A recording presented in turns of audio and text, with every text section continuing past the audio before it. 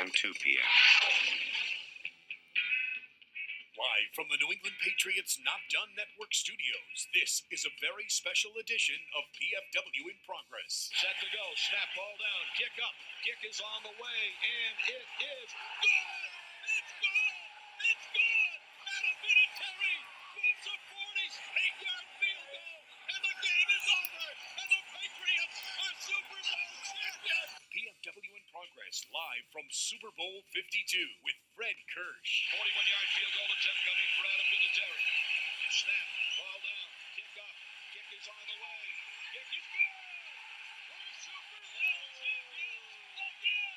Patriots 32, Carolina 29! Paul Perillo. Direct snap to McNabb, fires left, intercepted! Rodney Harrison at the 20, he falls down, and that is it! The Patriots are going to be Super Bowl champions again!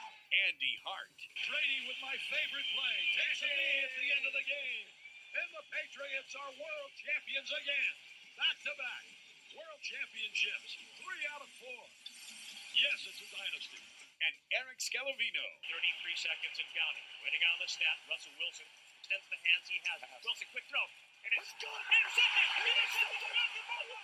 Butler has it at the 1. Malcolm Butler stepped in front of the throw. PFW in Progress, part of the Patriots Not Done Network. Toss sweep right for James White. Cuts it under the right arm. Cuts it upfield. Driving forward. Diving to the goal line. It's good. A touchdown. And a title for the Patriots. I can't believe it. They have completed the greatest comeback in Super Bowl history. Now, here's your host, Fred Kirsch. All right, welcome to PFW in Progress, live from the Mall of Minnesota and the Not Done Network. It's been a great morning. You already messed up. What? It's the Mall of America What did in I say? Minnesota. The Mall of Minnesota. It's not a mom, it's a MOA. The Mall of America in Minnesota. Yes. And we're live on the Not Done Network. You can tell we're live because we would have fixed that if we were taking it. But we're going to be done soon. I mean, I know we're just starting, but the Not Done Network, man, it's been a big morning. Killing it. Jonathan Kraft, Robert Kraft, Mike Reese, Kirk Minahan, Brian Baldwin. I mean, it's a list of people that we've had on. Who's who? Yeah, plus stuff from the field. It was -3 this morning. Yes, here in Minnesota. We had Megan O'Brien outside at the U.S. Bank Stadium, and she looked cold. Did she run 8 miles to get there? She might have. 8 before 8. She's a big runner. 8 before 8 She's a big marathon runner. So, really? Yeah. I didn't know that. I wasn't aware. Oh, okay. That's a snarky ball. Yeah, it is a snarky ball. Snarky ball. Is there any other comment? I tease Megan about that. All right, well, we're here until 1 o'clock local time, 2 o'clock Eastern time, taking your calls and emails. 508-298-0398 is the Ace Ticket hotline. Web radio at patriots.com is the way to email us, or Plenty of toll lines free, available. 855-PATS-500. You can call in. So, guys, let's get right into it. I guess the top of the Patriots news is that Tom Brady was bit by a dog a decade ago. a long time ago. And somehow it got misconstrued that people thought he got bit by a dog this week. That wasn't the top of my news. I know it's the top But it was of the yours. top of some. Yeah. I don't know how people listened to that press conference and got confused and thought he got bit by a dog during practice this week. Well, the point is they didn't listen to the press conference. They got it secondhand, and they assumed it happened. Oh, It was no, days ago. no, when the Globe reported it, they were there. I know the person that reported it was there. I saw her. You're a bad guy. You're a bad guy. That's not a shot. It was her byline in the paper. I know. And then who misreported on radio? I don't. Oh, yes, you're right. Mike Manansky. Okay. But yes, Andy's arch enemy. Tom told a very funny story yesterday that Steve Burton got wind of somehow. He's asked a specific question. Have you ever been bitten by a dog during Patriots practice? You already know the answer if you asked that question at a Super Bowl press conference. But it was funny. I guess it was about a decade ago. There's military training at Gillette Stadium, and it was late at night in training camp, and he went out after practice and apparently raised his hands up, and that was some sort of signal to the dog, and the dog went for his throat. And he put his hands down, and the dog ended up missing and going down his thigh, but got a legit cut and has a scar on his thigh from it. Imagine that. As I said, decade that ago. wasn't the top of the It's more interesting than Patriots. What anything was the you're top going to of say. it? Anything you're going to say right now is not as interesting as the fact that the dynasty was put in jeopardy by a military dog a decade ago. I'm not even listening. A dog went for his Dynasty was throat. not in jeopardy. If the dog had got his throat, it'd be over. Why? Because Brady's really important. But why would he have just like a regular fight? Now it goes from just No. This is a vicious military dog that is trained to kill. It was an assassin. All right. Now let's go to what's so interesting. I'm interested to hear what you think is interesting. The status of Rob Gronkowski. Not interesting at all. He's going to play You don't Sunday. care? Move on. You don't care? Wow, Andy's really angry today. I am. Well, the Patriots listed their Really? first participation report yesterday. Yes. And Rob Gronkowski was listed as limited. Bill Belichick said he was redshirted. And that's a concept. Didn't actually wear a red shirt. The idea of being redshirted is not, you don't literally have to have a red shirt on. It means that, they tell everyone, don't hit this guy. Right. In general, they wear red jerseys, but he did not actually have a red jersey on. He wanted to clarify that at the start of his press conference yesterday. They treated him as if he were in a red jersey, but he actually had his normal white 87 on. Right. So, what should fans take of that? The fact that he was still limited, he's still literally in the protocol. Correct. Bill definitively said that. Yes, he's, as I told you yesterday, but Bill clarified it for you. He's still in the protocol. Fred, He has not been cleared. I'd be angry too if I had only that sweater to put on. You see this? I can smell the mothballs from here. Where did you get that? Structure, 1994. My God. Probably 6. Yeah. But you're right. Do you wear anything that's not a hand-me-down? This isn't a hand-me-down. It's mine. Yeah. I bought it in high school. I wouldn't admit to that.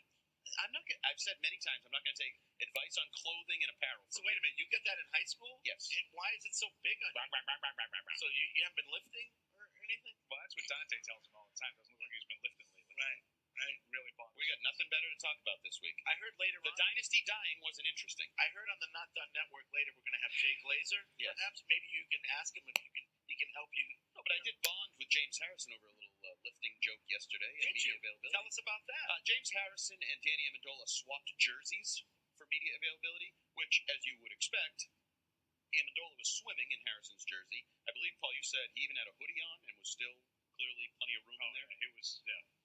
And James Harrison did not have a lot of room. It was skin tight on him. So have you ever seen a bench shirt that you guys use to max out? What are you laughing at? Have you ever seen a bench shirt? You've got a whole drawer full. No, I don't. No, it's an actual thing, but it's a bit. You have to have people pull it on you. It's so tight that when it's on, your arms are like this. It actually helps you lift. You can't use it for world records. It lifts your arms for you. So it adds like 30 pounds or something to your bench press. Okay. So I said, is that like a bench shirt? You have to have a couple guys pull it on for you. And he cracked up. Have you ever heard of this? I'm sorry you've never heard of it because you've never lifted. But Fred used to lift. I had a gut shirt. Fred used to lift. I have never heard of a bench shirt. Swinging. I could just see Andy with his bench shirt and his Subas on. I've never. I could just see the belt, but he found it very fun. The chalk, Oh yeah. He also said there's a trick play in the playbook for him to go deep. Oh, is that right? He said they might use it in the second quarter, I think is what he said. And Amendola talked about his role on Sunday. He's going to be setting the edge in the run game. Oh. So they clearly have just switched roles. Cassius Marshall, probably. What else we got? No. Right, exactly. That's me. What else we got? I thought both Bill and Tom were very sort of entertaining. Tom in particular, led off by Mike Reese, another question about retirement. Apparently, I didn't hear it, but apparently Jonathan did an interview where he indicated Tom has earned the right to sort of decide when he walks away, when he's done. Yes. Right. And Andrew Mike Reese Kramer, asked him about that, and he said, why does everybody want me to retire so badly? I'm having fun. We're a good team. And he reiterated the 45 thing. He's focused on 45. There was a question brought up, I don't know if you heard it, Paul. Steve DeBerg played at 44. He started a game and was on a roster, I believe a Super Bowl roster, as a backup at 45. And Brady said, no, I didn't know that. That's pretty cool. And that's the ballpark I'm looking to be in, 45. He was on the Falcons. But I'm assuming if Brady's at the playing level of Steve DeBerg by then, he won't be playing. I agree with you. Yes. All right, 508-298-0398 is the Ace Ticket Hotline, web radio at Patriots.com. Patriots will practice again today. Yeah, they're going to lighten it up, though. Bill indicated yesterday was the big tempo day. It's going to decrease each of the next couple days. They're sort of fading. You cut down like when marathon is coming. You cut your miles down, just stay in shape. And so they're winding down. Yep. And then we'll have a second practice participation report today. Yeah. Do you expect Gronk to still be limited, or do you think he might be full participation? I think he'll probably still be limited. We should say he hasn't spoken yet. They continue to keep him out of media availability. Right. I'm not sure exactly how or why that goes about happening. Because they can. I agree. And that's why I think he'll be limited. Yeah. Right. I think saying tomorrow there's a chance that he could be full go, right? Or officially out of protocol tomorrow. I believe that. You mean when immediate availability is done? Correct. It's the craziest thing I've ever Correct. heard. I believe, and I think that makes a lot of sense. Why have him deal with all those questions that are all going to be about, are you playing? Are you not? Concussions. Is that on your mind? That's what all the questions are going to be. Right. Let me ask you a question because you've had several concussions. Once he's out of the protocol, He's good to go. Do the Patriots have to list him as full? And they can't say that he's questionable for Sunday. I think they could do whatever they wanted. Really? Right? But wouldn't they have to list something? Aren't you allowed to be cautious? You can't just say someone's questionable without listing what it is. But if you were legitimately worried about his injury, even if he's cleared, the doctors say he's cleared, but you're still a little worried, don't you have the right to be cautious as a coach? I know, but as a coach, I'm putting this all in the hands of the independent, doctors, and if they say he's cleared, then I'm saying he's cleared. I just think a coach has the right, even though the doctor clears him, the coach, it doesn't really make any sense this week.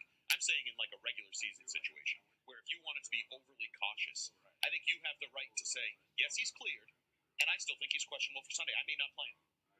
So, Fred, It's not an issue, but it goes against Bill always saying, I'm not a doctor. Yeah, I know, but a lot of stuff he does sometimes goes against what he has previously basically said. you're saying, do you think he'll be listed as questionable on Friday? Is there a chance if he's out of the protocol, and if he's still in, he's not playing, but if he's out of the protocol, then he's still listed as I think there's a chance. He probably won't be, but I think there's a chance. Yeah, I think I think he'll be out of protocol. I don't know exactly how they'll list him though. I think that could be open to interpretation. I kind of agree with Andy. I think you could do what you felt is right. I could limit him on, making a little bit of a slower work day for him, so I can list him as limited that day and questionable. But I don't really think it's a big part of the overall equation because I think we've seen enough reports and comments that he's going to play. Right Now, he said yes. yeah, I mean, You expect to be out there on Sunday? He himself expects to be out there. What I would worry about from the Patriots' perspective is if whether or not he truly is fine. Because it's one of those deals. We've seen a lot of head injuries that none of them are ever created equal. Does one hit? Right. Like You don't know. Does he suffer a setback? But you also don't know if that one hit would have sidelined him without the existing That's what I'm issue. saying. Like none of these So are I'm not created worried. equal. I'm not either. But everybody likes to make a big deal of this. Oh, like that hit. There's no way he didn't get a concussion on that hit. I've seen hellacious hits that don't really cause a lot of problems, and I've seen seemingly innocuous ones that have taken guys out for 3 weeks. Or the hit itself. One guy has a concussion, has to leave the game. Barry Church just keeps playing. Like, you could say, he doesn't have a concussion. They hit heads. Like, shouldn't he be at least checked out? Well, who was the guy, Chris White, for the Patriots? Who was the guy that, he came back and then he was immediately gone. You didn't really know when he got hit, and, he never played again. Do you mean Mike Wright? Mike Wright. Why did I say Chris White? I have no idea. Yeah, Mike Wright. At least that was It another. sounds a Patriot. little bit. The last name did rhyme. Yes, good job. Yeah. But no, I'm not worried about Gronk. I expect him to be out there. I expect him to catch somewhere in the range of 6 passes and give the Eagles defense problems. And until I see otherwise, that's my presumption. All right. Right? Okay. Just be positive. Otherwise, the list was pretty short for the Patriots. Yes, Dietrich Wise was limited. And Malcolm Brown. Malcolm. Yeah, Malcolm Brown. There were 4. Yeah. Brandon King. Brandon King. Brandon King. Okay, I didn't know about Brandon King. Yep. It's funny. Good thing there's 3 of us. All right. Shall we get right into what the? Yeah, worst open of the week so far. Why is that? Because Andy is mad that you didn't think that Tom Brady not getting bit in the neck was relevant 10 years ago. By the way, how was the ride over here this morning? It was fine. -3. Yeah, we had frost on the inside of the car, and when Eric scraped the windshield with the defrost on, it was snowing in the car. It was just blowing snow all over the car. Wow. Might have a little wet maxima that needs to be returned later in the week. A little wet maximum. Yeah. Okay. All right. So let's get some of these emails and calls coming in here at PFW Progress on the Not Done Network. First one is from Jim in Sarasota. He says, kudos for the Not Done Network. From the guests to the content and the incredible video quality, it's all been first class, and you've been maintaining the PFW in Progress trademark banter I'm also happy that most of you haven't compromised your artistic integrity. Andy has been good too. Wow. Who was that? Jim from Sarasota. Jim, don't email me. Michelle. He's very angry. Michelle, who loves it when I call it Shalata, says, I'm really just emailing in to get you guys to wave at me. Oh, and if you each could pick up one defensive player and offensive player of past teams in their prime to join this team on Sunday, who would it be? She says 35-27 Foles with a garbage TD as time runs out. Blue Gatorade for Bill, red for Patricia, and white for McDaniels. So if you could pick up one former Patriot, Andre Tippett, in their prime, Andre Tippett. offense and defense, Tippett's a good one. It's always my answer, and I think it should be. A backup quarterback with the glasses on, he would scare the hell out of Nick Foles. He may not even get there often enough, but Nick Foles would be affected immediately. You know, like in The Waterboy, when the guy's under center, he goes, "Please don't hurt me." To the glasses I didn't see this story I don't know. They just make him look a certain way. He'd be scared from pre-snap straight on through. because he has glasses. Tip. Plus, Tip's in town. Yes. So if we had like some machine, he's already here. All we have to do is de-age him. Well, I'll tell you, Tip, we're going to have a report from Tip. Not sure if it's going to be video. We'll see about that, but at least written in pictures from Prince's house. Paisley Park? Paisley Park. Tip is a huge Prince fan. Yes. So we're sending him over there, and He was singing last night at the dinner we went to. He was singing some Prince. We're going to have a report from Tip from Paisley Park. Are you interested in that? Sure. Okay. Yeah. Andy's not. So Andre Tippett on defense. I think you agree with that. I think that's a great suggestion. I'd say like a guy like Rodney Harrison, I wouldn't mind seeing out there to rack some skulls. He had a huge Super Bowl against the Eagles the last time these teams met in the Super Bowl. Flap his way away, right? Yeah. I would take a guy like that, but I think the edge guy that Andy's talking about makes a lot of sense. How about Willie? Willie would be good, but I mean, you're talking about a Hall of Famer in Andre Tippett. I mean, that seems to be a pretty odd. I think Tip might be good in the RPO. You could look at Mike Haynes, maybe, but you know, Mike Haynes. What's wrong with Mike Haynes? He's laughing at a Hall of Famer. No. He is, and I think we should go find said Hall of Famer. It's and make them fight it out right now. Unbelievable. It's a great player. I wasn't laughing at Mike Haynes. Beep, beep, beep, backing up. Okay. This is going to be a bad show because Andy's determined to make it a bad show. No. Because when it's not all about Andy, Right. I lash it's out. a bad show. Well, we had Dunkin' Donuts again, so he probably wolfed down about 2 dozen munchkins on the way in. So he's got a little sugar high. I'm ready. By I'll the end of the crash. show, Don't he'll worry. be sleeping in his seat, Yeah, I'll crash. like a baby with drool coming down. Okay, so offensively. Well, I just want to find out what Paul's beef is with Mike Haynes. I do not have a beef with Mike Haynes. I wasn't really thinking that far back. Oh, That's why I sort of yes, Mike Haynes, best cornerback who's ever played for this team. And by the way, I said Willie because I was sort of thinking about guys I'd like to replace that are on the defense. And no offense, but Eric Lee, if I could remove him and put like Willie McGinnis in his spot, sure. I think that's a good upgrade there. How about offense? Offensively, Randy Moss. I think Randy Moss is a pretty safe selection. Oh, there's some Dunkin' Donuts, sure. My friends at Dunkin' Donuts are great. Yeah. Can I eat on here? You just did. No, He as he's putting in his mouth, he says, "Can I eat on he here?" had to go around the mic too. Did you notice that? Our Bo's mic. Mm-hmm. Yeah. Randy Moss, to give them another guy on the outside, I think would be big because Philadelphia's talked a lot about sort of trying to take away the middle, clamping down on the backs, in doing some of the stuff, trying to focus on that short passing game. So I think Cooks and Hogan are important in this game. It'd be nice to have a guy like What if you Randy take Moss Dwayne outside. Allen out and put Ben Coates in? It's not a Is bad that too far back for you, Paul? No, not a bad two tight end set with Gronk and Cooks. Coates? He's just done. What are you doing? I mean, yeah, Coates. I'm sorry, not Cooks. So, He's just like what offense? That's a good question. I think Moss is probably but Cooks is good. So if I go back to my previous theory of who do you replace, like maybe you see a weak point, who could I replace him with? Hogan. Now I know Logan Mankins? I know Paul's going to poo-poo this, but what about Curtis Martin? Why would I love Curtis Martin. But you don't like running backs. No, I don't think it's all that important in this game. But I mean, Curtis Martin would be a big upgrade. Nobody Hall of Fame likes running Logan Mankins for Joe Tooney. Well, why don't you just get John Hanna? Solid idea. I mean, why stop at Logan Mankins? Because even though you're making fun of me, Andy's doing the same thing I'm doing. I'm thinking of guys in the recent past, Yeah. not necessarily all-time And great. he was a right guard, right? So now I have to move Mason to left. And He played on the left. Oh, so I John can put him Hanna was a left. He was Yeah. a left. Oh, perfect. Yeah. Put him in there because I would like him to deal with Cox.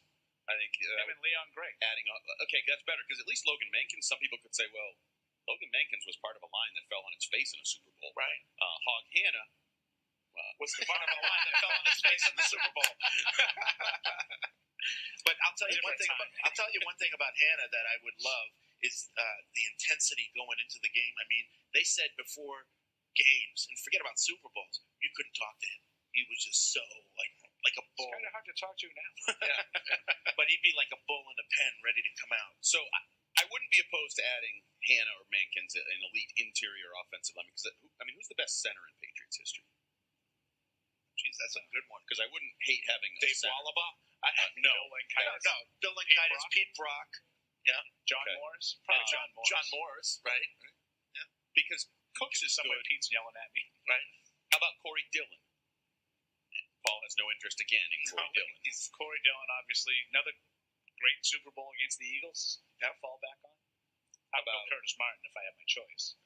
Okay. Yeah, I think Moss, Cooks, and Amendola. That's a pretty good trio of receivers right there. Absolutely. Tom Brady would be happy. Good question. Tony writes in, I'm worried. I feel the Pats O-line versus the Eagles D-line is a huge mismatch in Philly's favor. Even if the Patriots go no huddle, Tooney versus Cox causes me to fear for Brady's well-being. Philly is simply bigger and faster. To illustrate Eagles' advantage in team speed, Lane Johnson and Kyle Van Noy ran the same 40 time at the Combine. That is not a good matchup. I'm worried. None of these linemen are running 40s. Right, but Lane Johnson also was a freak measurables athlete coming out of Oklahoma, I believe, right, Paul? Remember, he was like one of those guys, oh my God, I can't believe a tackle is running these types of numbers. So to compare him, I don't really think that's fair. And you're right, who cares? Who cares what the 40 time is at this point? I mean, Fletcher Cox is getting a lot of love right now because that's the player that the Patriots are playing. But they've played some pretty good interior defensive linemen this year. Yeah, but he's really He's really good. Him and Aaron Donald are widely considered the two best. And Calais Campbell moves around more. Right, he's more of an end. Right. They move him inside on sub situations. It's a key matchup. Yeah, and it's going to come down to, yeah. It's not going to be just about Fletcher Cox. It's going to come down to that group. Yeah. Can that group, and they're all talking about the guy that we loved out of Tennessee, Derek Barnett. Yes. Really coming on. Brandon Graham has sort of had a rebirth here. Yes. At one time, he was sort of viewed as a little bit of a first-round bust. Now he's played really well. So it's not just about Fletcher Cox. It's that group, and we've talked a lot this week about how they go 6, 7, 8 deep at that position. That whole front is going to have to cover up for the weaknesses behind it because I don't think Philadelphia will stand a chance if that defensive line doesn't get a lot of pressure. But the Patriots are going to have to get the ball out of Brady's hands fast, right? Yeah. Well, yeah, they're gonna. I was just gonna say, Josh was talking about it yesterday. Josh McDaniels. They're gonna have to execute because if they get it out of his hands fast to throw it into the turf, as Josh put it, great. We're on the field for 42 seconds and then we're off the field. We didn't do anything. Or if you're throwing it for a lot of really short gains, right? And I don't think they will be. Maybe. I think this week when you dump it off to Lewis and White, they'll look like Lewis and White again because I don't think those linebackers can sniff what Jacksonville had in terms of speed and running to the football. I just think I've used this example a lot. Right about that. I think they had a weighted bat 2 weeks ago, and now they're going to the plate, and they feel really good. Their swing is, this thing feels good. And those linebackers, I think they're going to find some success in that short passing game.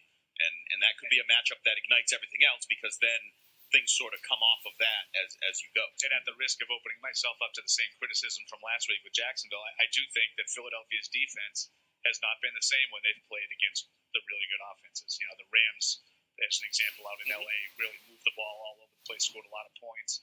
When they've played good offenses, they've had a hard time just like everybody else does. But they do. A stat that Josh threw out there, tying it into the quick drives, if you go hurry up but you don't do anything with it, you go tempo, you don't do anything with it, you're on the sideline.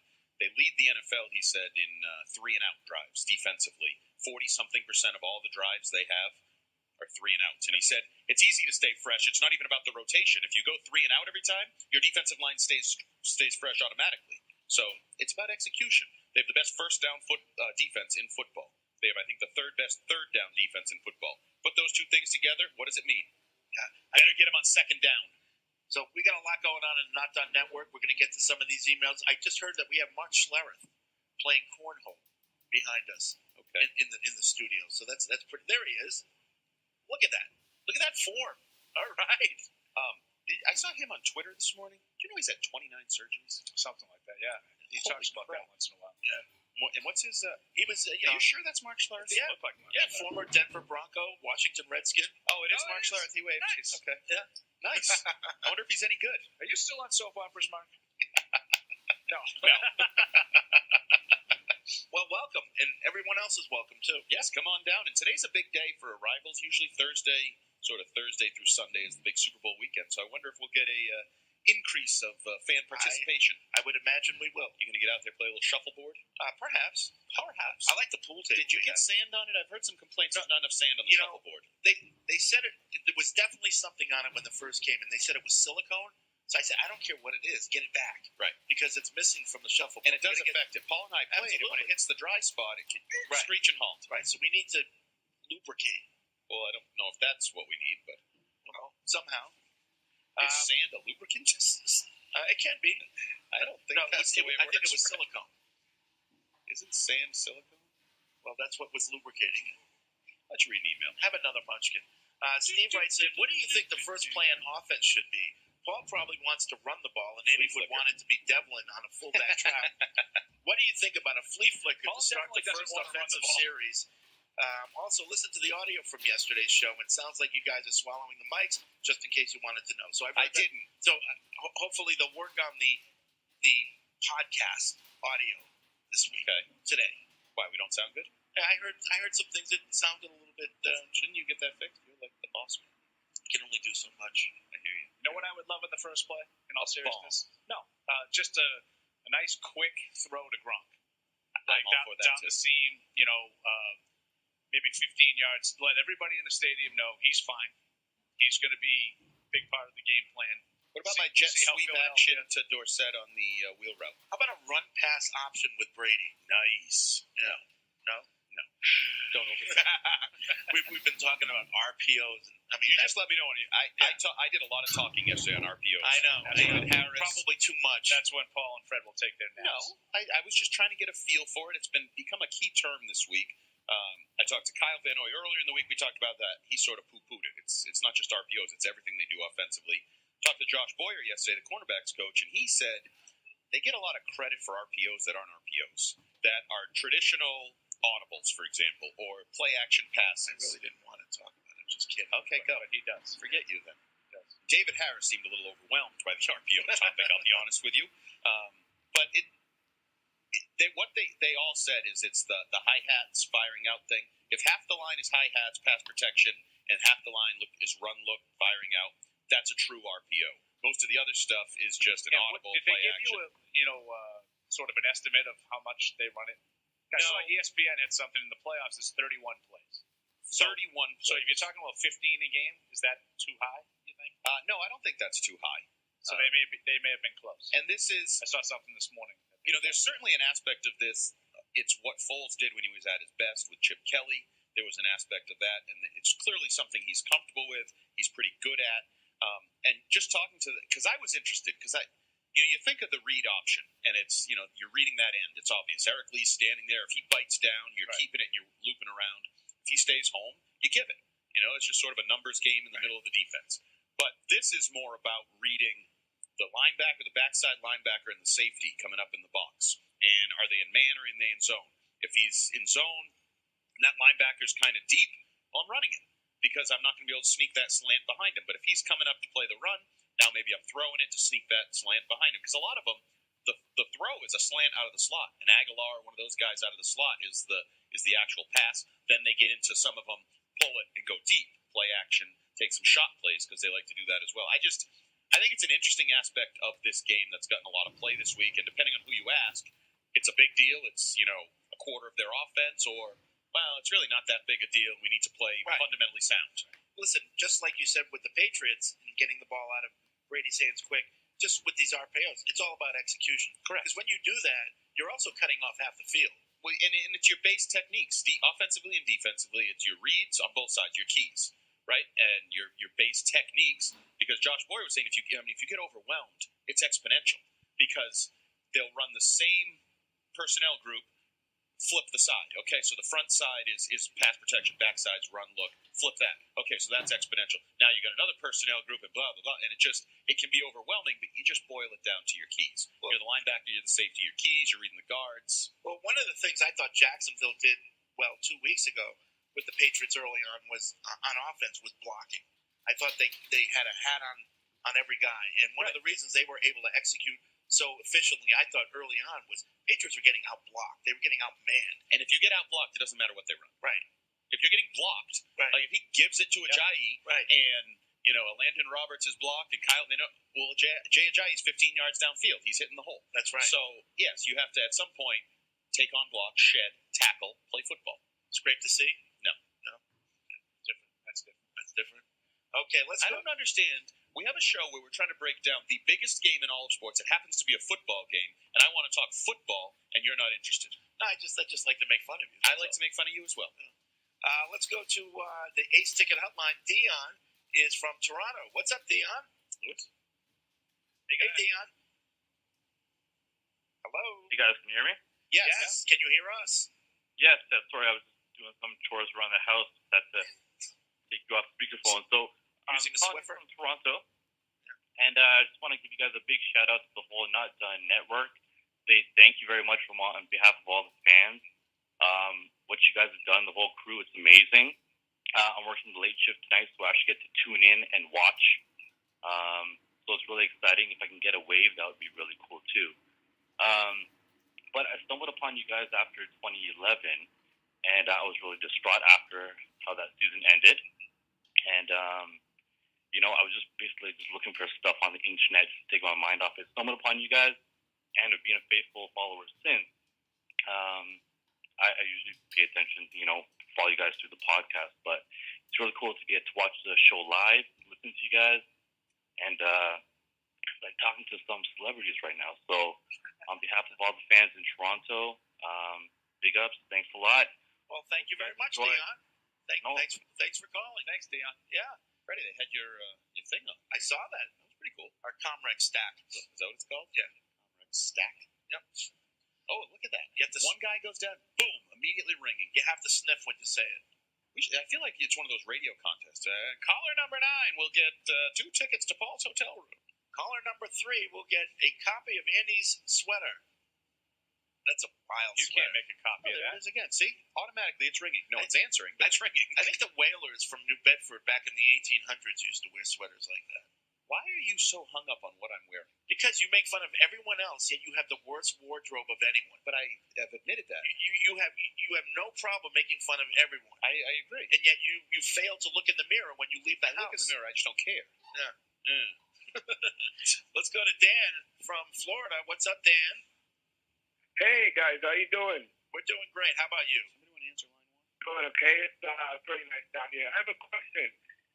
With Gronk's injury, the severity of the injury, and Eagles defense, what do you think they can do to accumulate something against Amendola and Cook? I don't think Gronk's injury has anything to do with it, though. But I didn't understand the question. What was Well, coming into the if Gronk plays, he's not injured. I don't think Patrick Robinson, who I think will be in the slot, is a very good corner. I don't think Jalen Mills is a very good corner. I think they've been susceptible to plays down the field. So I think Cooks and Amendola will be open. I think Paul's right. We're sort of maybe being a little dismissive of this defense other than the front, than the pass rush, the defensive line. Yeah, because Robinson has had a good season. Sure. I don't know how good he is. So if you look at some of the numbers like the Pro Football Focus type guys, he's had a great year in the slot. Can he handle Amendola? I don't think so. Because until I see guys take guys like Edelman and Amendola out of the game, I'm going to assume they're not going to be able to. Right. Because those guys, they have a track record. And Amendola in the playoffs, that's why we've been having fun with it for 3 weeks, with the Gronkowski, playoff line. I need to see a guy like Patrick Robinson go out, and I'll say post-game, you know who really impressed me today? Patrick Robinson on Danny Amendola. Or, like Byron Jones on Rob Gronkowski when they played in Dallas a few years ago. Going into that game, I wouldn't have said, I expect Byron Jones to shut down Gronk. He did. I didn't expect it, though. And then on the outside, Mills, getting back to some of the Pro Football Focus, 9 penalties and 9 touchdowns allowed, right? So there's opportunities to make plays on him. Brandon Cooks has been we should probably talk about him a little bit because I've been really interested with the perception of Brandon Cooks. And we've talked a lot about this. 1,000 yards, making plays down the field. And yet some people, I won't name them, but some people I've heard, Patriots fans, said he stinks. They totally underwhelmed. He stinks. Who says that? I just said I'm not going to tell you. If you pick away. Now, are these Patriots fans made out of straw? No. I may or may not have had dinner with them last night.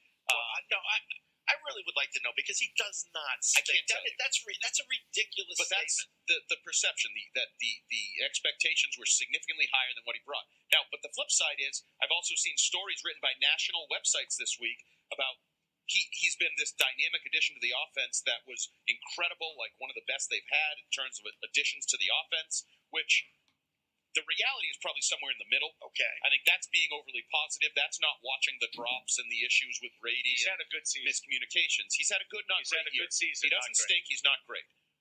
But this could be a game. We're saying he came off a big game last week, right? Yeah. Other than the one drop, I think everybody said that was a good game. Yeah. If he does that again, and I think the opportunity is there, maybe he's trending in the right direction. That's why he's a sleeper MVP candidate. Yeah, he's been good. It's not just making the big plays, but he's drawn the big penalties. And at the beginning of last game, he was the offense. Were it not for the plays he made and the penalties he drew early, Patriots probably would have been. Oh, that pass interference changed the game. Yeah. So, look, he wasn't. We were in training camp. We saw what he was doing, and I understand it's a lot looser in training camp. Not as Brady doesn't require the precision he does during the games, but we saw the difference of him and all the other receivers we've seen recently. He had so much speed. He was constantly getting open. And so we got excited. Yeah, but again, it was against the 29th pass defense in the NFL. I'm just saying. Which started the year off. You can't say that that's really bad. You can't say that the three of us during training camp on this show weren't like, oh, no, we were good. That's part of the problem. I think we helped create an expectation that may have been unfair. I was thinking 1,500 yards for him. I thought he was going to have an off-the-chart season. Now, again, he had a good year. And I think that Brady has talked a lot about it, how comfortable he got with him right away. Right. Now, it hasn't been perfect. Andy's talked about the communication issues, and Andy's right. There have been times where, I think he thought he was going to come in, or I think he thought he was going to settle into a zone, or whatever, and it hasn't been perfect. But think about all of the veteran receivers over the last 10, 12 years that have come in here, and you can count on one hand the amount that have meshed seamlessly like Brandon Cooks did. Right. There's not that many of them. Yeah, the expectations were very, very high. Too high, probably. He gave up a first-round pick. And we're probably guilty. And that is what people still say. He's not worth a first-round pick. I think he is. Okay. I think he is. I think he has been. But you have to sign him. A big positive for this offense. That's the offshoot discussion after the season. Yeah. Is, to me, to really get the value out of the first-round pick, you want him here for an extended period of time. And that means re-signing him, getting him an extension. Guess who's here? Eric's here. Just from the Eagles' availability? No, the laundry was dry, so I had to go and fold the clothes and get that done. So. Does the sink ever clog up when you have all that stuff in there? Only when he uses the facilities. Oh, is that right? I'm not talking about the toilet. I was talking about the sink. No, but I can see that. Fine. Yeah, absolutely. I actually clogged this morning a little bit when I was shaving. Very slow draining. Is that right? But thank you for shaving. You shouldn't talk. You didn't shave yesterday either, and I saw it in your close-up when you were on the desk of the Not Done Network. Yeah? It looked terrible. Did it? Yes. Well, hygiene critiques aside, yes, I just got back from... So what do we got? Well, I wanted to focus on the coordinators today. Schwartzy. For the Eagles. Schwartzy and Frank Reich on offense, and really impressive, Frank Reich. I mean, we know him obviously as Jim Kelly's backup for all those years in Buffalo, and led that in those Super Bowls. Comeback. Led that 35 to 3. Yeah, they were down 32 points, came back at home and won against the Oilers. But he gave some great insights. I was going in with a theme of the backup quarterback because obviously, start from this team's perspective. Brady was a backup to start his career. The injury to Drew, the rest is history. Foles, now the backup. At the start of the season, Wentz gets hurt. He's in there. And I wanted to sort of focus on the connection there with now Nate Sudfeld, who's their backup quarterback, mimicking Tom Brady as the scout team quarterback this week in practice, and having Frank Reich, the coordinator who was a backup for a long time, Doug Peterson, the head coach who was a backup in the NFL for a long time, and drawing on those experiences and how that's going to help them. The Eagles know backup quarterbacks. They sure do.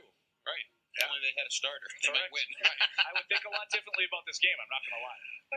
Like you called me dismissive. I think you're right. Frank Reich. Yes, very impressive man. Overall, not just. I wonder if he'll be next in line of these new age offenses and maybe a head coach in waiting down the road. What makes him impressive in your mind? Knows what he's talking about, obviously, from his playing days, but just very well spoken. Seems to, looks you in the eye when he answers questions. A lot of players, a lot of coaches, they'll hear the question, but they're kind of like staring off into space. They're hearing you and they're paying attention, but they're not really making the connection.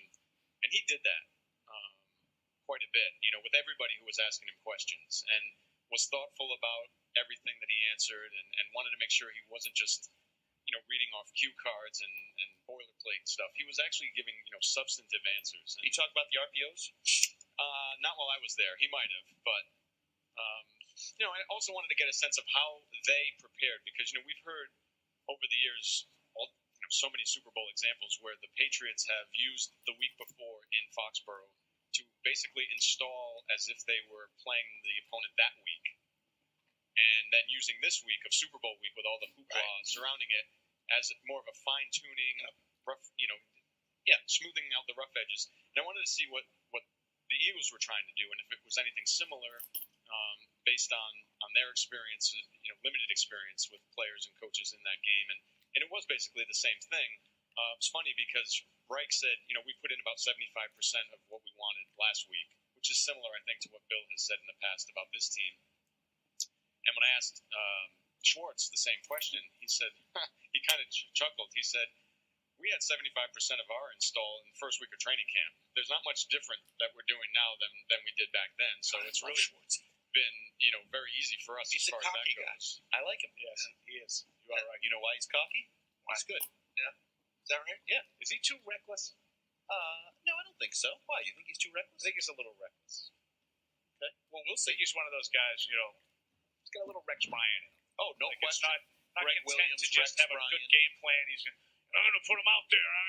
I'm not going to be afraid to blitz Brady, even though no one can blitz Brady. Right. Yeah, I don't mind that. I think that could hurt him. Oh, jeez. But you're never happy. If a guy goes in timid, you say the guy was too timid to beat Brady. No. If he's aggressive, he's too aggressive to beat Brady. Offensively, you know why they don't beat Brady? Brady's good. Offensively, you need to be aggressive. You can't be timid and beat the Patriots. Defense you on have your to put heels. points on the board because of Tom Brady. Stay on your heels. That's why on defense. you're not going to beat the Patriots 17-13 on any regular basis. Unless it's a Super Bowl. At once. But what do you think of Schwartz saying, look, we had things installed and He's being honest. early in the That's season. how most teams are. But I think that there will be some wrinkles that he might throw. But it's called a game plan. You put in this massive playbook that has a million options in there, and then you pull out the sections you need for this week against this offense. Because Schwartz is not really being right. Who else? Eric is talking about game plan for the Patriots, not your system being installed. Because when we hear that, who do we think of as far as defensive coordinator playing the Patriots? Dick LeBeau. It was always, it is what it is. This is what they do. Mm-hmm. And then Brady picks them apart. Right, but Schwartz is a game plan guy. I don't think that's not. Right, exactly. Schwartz is a game plan guy, and he also, doesn't fall far from the Belichick tree either. Right. Very familiar with how this team operates and this coach operates, and by extension, what they're going to do out on the field.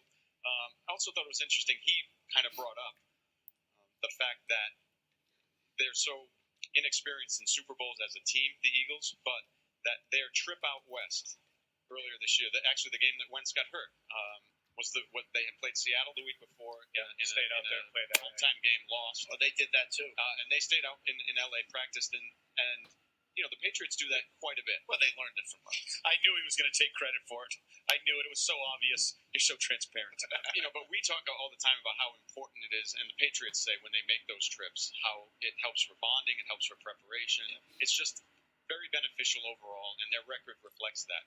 And the Eagles pointed out that it was a similar experience for them. They had lost a big game in Seattle, but they had the week of bonding, good preparation. They went and beat the Rams in a slugfest, lost their quarterback, but they feel like that has helped them in preparing for this Super Bowl in these 2 weeks. All right. A lot of people there? Yeah. It's Super Bowl week, sure. There's a lot, of course. There's a lot 5,000 Pretty people. big game now. Well, I heard There's a lot. Well, it's a little deceiving because there's a lot more room at the Eagles camp for availability than there is here as far as space. Yeah, we got porked. What? Well, it could be because the Eagles got better space than the Patriots. There's a lot more elbow room as we sit in how many thousand square feet? Now, they're also here at the Mall of America. Yes, And the Eagles also on had the second south end. choice. We're at the north end. They're at the south end. Okay. Represent. All right. Good stuff. Yeah. Anything else? That means he's done. Well, I'll be putting up a report on Patriots.com later with more in-depth stuff. Okay. Sounds good. Let's get back to the emails. Casey in Farmington, Maine says you broke the wheel 20 years ago with KSP launching a streaming web radio dedicated to the New England Patriots. Now, with all the momentum of success, you've done it again in a Web 2.0 way. This week is everything and more that could be expected as a fan. Congratulations and thank you to all involved. Now, off my knees and to ask a question. Excuse me?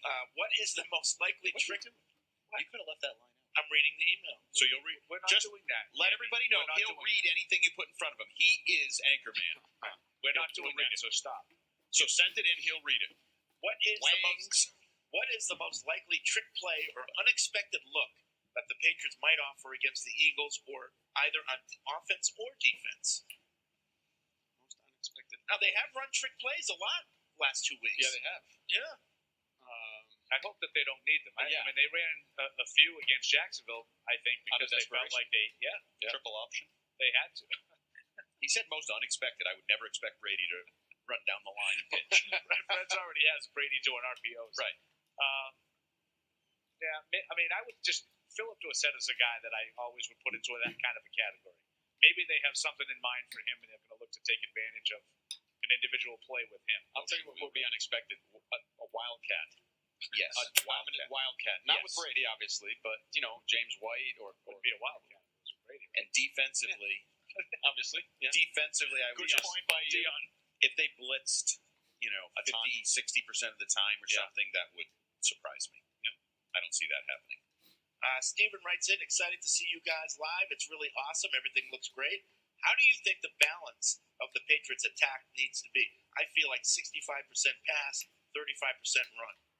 Yeah, depending on how the game plays That's out. a little low Depends on football. what's- I'd say like 95-5. I always like that kind of split right there. No, I think that's good too. But then if you're up 3 scores and you go into 4-minute offense, That's where you balance it out. And Josh talked a lot about that yesterday, how he, we always talk about what he does and what Bill does, like sort of Bill's role in the play calling. And he said, he reiterated the Bill thing. When we go out there, our job is to move the ball and score. And we treat it the same way until Bill says, all right, let's be careful here, score situation. We're no longer in your normal offensive mode. I'm taking control, which means, run in, be conservative, chew clock. And obviously, if you're a Patriots fan, a lot of them have been talking about, they want to see that. They would love to see 4-minute offense. They would love to see it's 28-3 you in the fourth quarter, and just we're running it out. You're getting just churning that clock. And it also depends on what's working. Like you might go in thinking, okay, we're going to throw 60% of the time, but maybe their defense is getting pressure and the cornerbacks are covering well, but your running backs are getting 6-7 yards a clip up the middle. You never know. Adjust. It's got to Start running declare. more. Once the game declares. Is there a big difference between the look of the Eagles defense when they're light or heavy, and do they have that difference, or Not really. No. I don't really know the questions. Yeah, well, I mean, think Jernigan. What I'm saying is, if Brady looks at it, is there a remarkable difference where he would say, "Oh, we got to run this ball here"? Not really. you could get extra defensive backs on the field instead of the linebackers to deal with White, Lewis in the passing game, and maybe Yes, if that happens. I mean, it's going to be a nickel game. Right. No, there's no doubt if they're going to be in the nickel. Right. Oh yeah. Yeah, Well, they're in gonna terms of have to defensive probably backs, have I'm just wondering if, and Brian got mad at me because Brian was actually talking to me, Brian Morey, about All the Patriot plays. correct, and evidently the museum's closed all week because he's been here with us. He talked a lot about linebackers coming up. Some of the guys that he spoke to at availability were talking about dealing with the passing game for the running backs. They haven't been great. And they haven't been great at it. So you wonder if maybe they have a different plan to try to deal with it. And then maybe you run because, they have 6 defensive backs out there. There's no linebackers. Oh, yeah. And, If they do one of that, those yes. things, Matt from Connecticut, could you guys see Blunt being a big threat in the game? No. With the way Fournette ran through us at times. But I'm the hater. With the way Fournette ran through us at times in the AFC Championship game, I'm a little Fournette nervous never that ran through Blunt us in the could AFC break out for. Well, I'm just waiting. The reason I read that is for Paul to jump all over that. Dismiss the running game. Yeah. I mean, they shut him down. They completely shut Leonard Fournette down in that game. He had like 2 good runs in the first half, maybe 3. And Blunt averaging 2.6 in the postseason, I believe, in 2 games. Seems high. He's been a really interesting. We always talk about statistics. Any of those things where so and so has X number of yards, and the 6 guys ahead of him are in Canton. Blunt's having a postseason where he's added his touchdowns. He had 2 touchdowns. I think he has now 10 postseason touchdowns. He's like 6th on the list. The other 5 guys are in Canton. Oh, good to know. Yeah, I don't know if you want me to connect any dots there. So but 5 years after he retires, retires, buys the ticket and goes. Right. 5 years after he retires, there'll be another guy that's not in Canton. Right. He is who he is. Ajayi is the more. I think so. He's the guy I would be worried. Does he have a day? He has been in his last couple of years. There are days where he's had huge production. That is a concern, and I always. Or he could fumble. No, I poo-poo the running game, but he's one of those guys that is so hit and miss. Right. He can have a 200-yard day, and then he can have a 30-yard day with a fumble. If he has a 200-yard day, then you might be in a bad. It could be, because that's going to equate to time of possession and all that other stuff. And that goes with it. We've seen Ajayi run against this team before, so you know what he can do, what kind of damage he can do. You don't really know what kind of damage Blunt can do against this defense, but I tend to think that they know how to handle it. Big backs like him. I would be surprised if Blunt has a big day. Now, could he score a touchdown? If they get inside the 5 yardage or something, he could have 3 touchdowns and 10 yards. Right, but I wouldn't expect him to have a big day to set up those scores. Let's put it that way. The nightmare would be if he has a Blunt day against you, where he's got 2 touchdowns, and he's got 20, and then all of a sudden he ends the game with a 60-yard run or something. Yeah, that would be the nightmare. Then he's the MVP. Maybe. Let's go back to the phones. Hold your ears. Mark from the Bay is checking in. What's up, Mark? How's the mobile lab treating you this week, guys? Pretty good. How's it treating you? Mark is our resident billionaire Bitcoin guy. Hey, I'm telling you, getting through this week at times has been about as smooth as Eric drying his underwear in his hotel room. But the good news is, at least he found a use for the hair dryer. Shout out to Pat Nagelwall. He knows why. All right. Thanks, Mark. That's all you gave Mike. That's all we can take. It is kind of all you can take. Well, we have an audience here too who's listening. We the can't voice and the subject bad them to humor, that combo. Yeah, they might have to go hundreds to of thousands that are listening every day. We don't have to worry about that. Yeah, the pet store down the mall just thought that we were hurting an animal. All the dogs are going. All the service dogs are now lying down on the ground. There are some damn cute service dogs here. They're all cute, including Claude from Boston. Yes, Claude. Yes. Patriots fan this week. Yep, Patriots fan Claude. Let's go to Albert from Los Angeles. What's up, Albert? Hey. I didn't do that. I didn't do that. Call back. Let's go back to the emails. TG and NJ says, talking about the game with a Philly fan, the question came up, is Brady and Belichick the only 2 people who can say they participated in both the Eagle-Patriots Super Bowls? Is Brady the only player from both teams that was there 13 years ago? I believe that's true. He's the only player. Right? There are other members of the coach. Yeah. Wasn't Patricia and McDaniels technically around? Right. Daniels was definitely. Yeah. Is Belichick the only coach? Must be other coaches, at least from the Patriots side. Ivan Field, Could there be Dante? Yeah, that's true. Anything from the Eagles that was in both? Was Howie Roseman there? He was there. He's had a variety of roles since and now and then. They don't have any players. I'm not overly familiar with their entire coaching staff. Okay. Although I do know they have some Patriots ties in their coaching staff. Really? Who are they? What was that? Was that Jackson? Remember we were talking about that? No idea what you're talking about. Eugene Chung and there were a couple of there was a couple as I can't remember. I should have kept this under I'll your look hat. it up. Eugene Chung is definitely one of them. Let's see. You don't have a roster, do you, Eric? Eugene Chung definitely coaches for either the Jags or the Eagles, according to Paul. Louis from LA says, one of my all-time favorite moments of this show was when Andy said yesterday, I'm open-minded. Yeah, he's open-minded if you agree with him. Exactly. Right. I've got a little over-under for you. Don't worry, with 0.5 like Paul likes them. Nice. Rex Burkhead, 0.5 touchdowns. I'll take the over. I'll take the under. And 39.5 yards. I'll take the under. Like that total yards or rushing? If it's rushing yards, I'll take the under. It doesn't say line from the line Total, of I'd say scrimmage. over, but rushing under. Okay. Brandon Cooks, half a touchdown in 79.5 yards. Under on the touchdown, over on the yard as well. Yeah. Okay. James Harrison, half a sack. Over.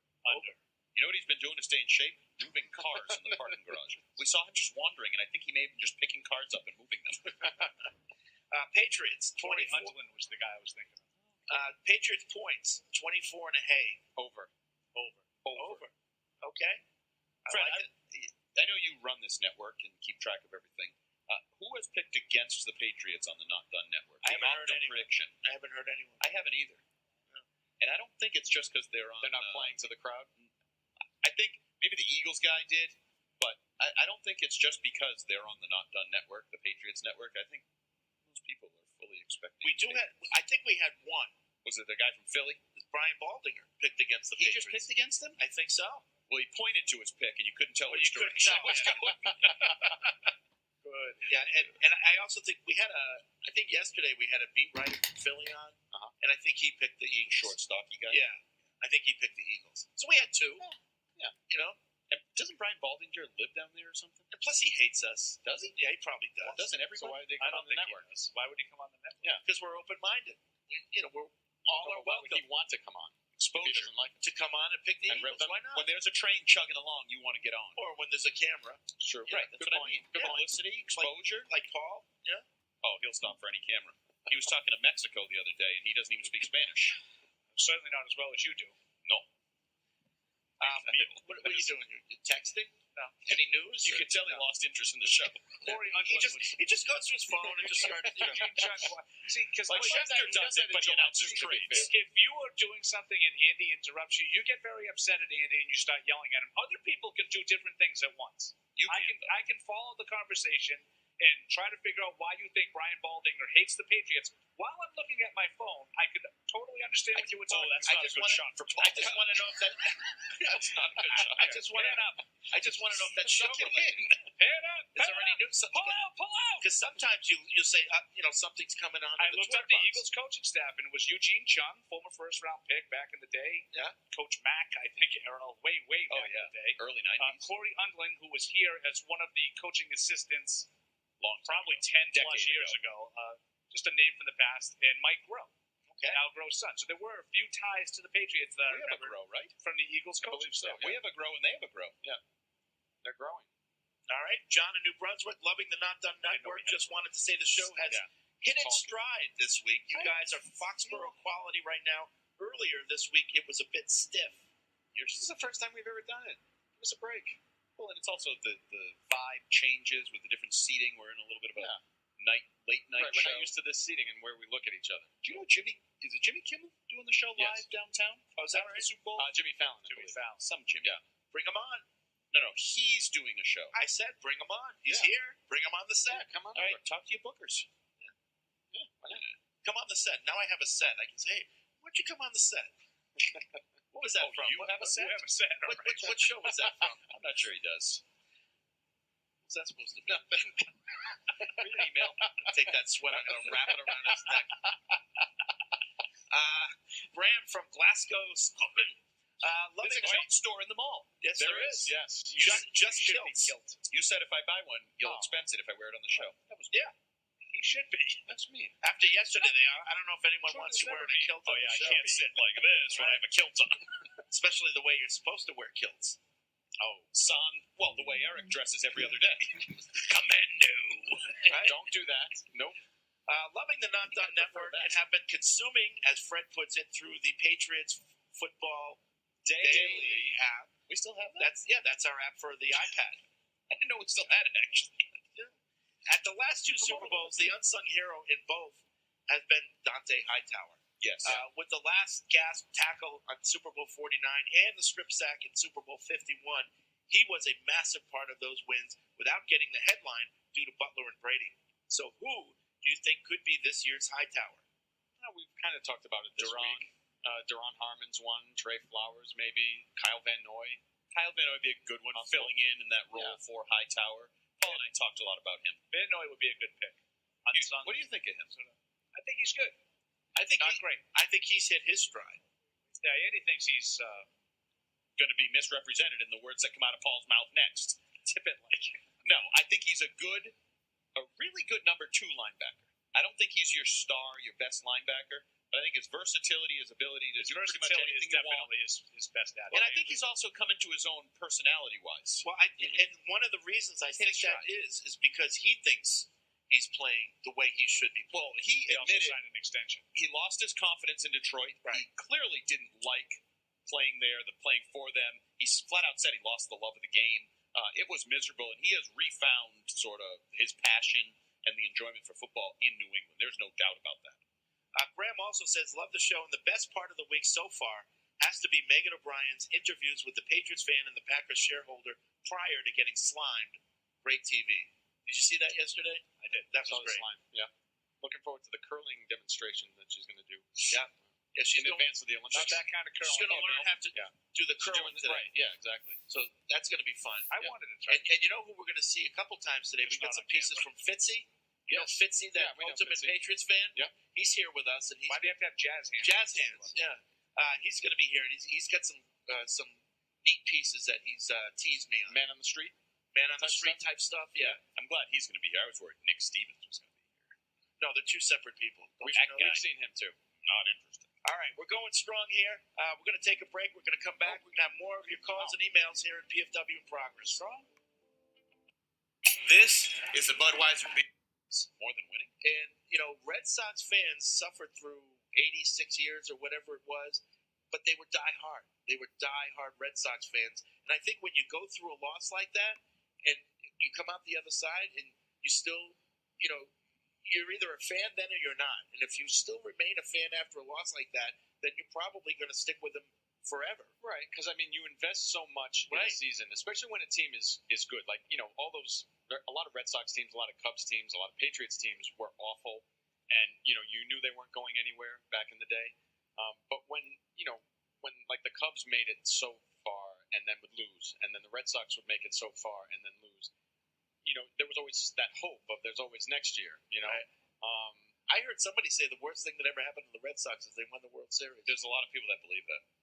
That it changed the whole dynamic of being a Red Sox fan and Red Sox Nation and everything. Well, but think about I think the Red Sox themselves would disagree with that. Right.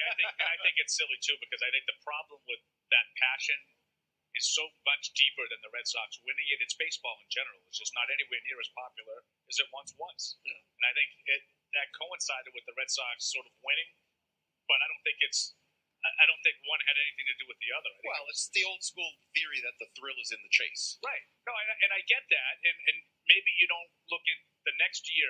They won in 04. In 05, they were back in the playoffs, but you don't have that same feeling. Right. I get that. But I think the reason there aren't as many of these dyed in the wool, like 162-game Red Sox fans, is less about the fact that they've won a World Series and more about the fact that baseball's got problems, you know, in the pace of play and the overall quality of the game. And the home runs this year, you know, were off the charts. Some people didn't like that.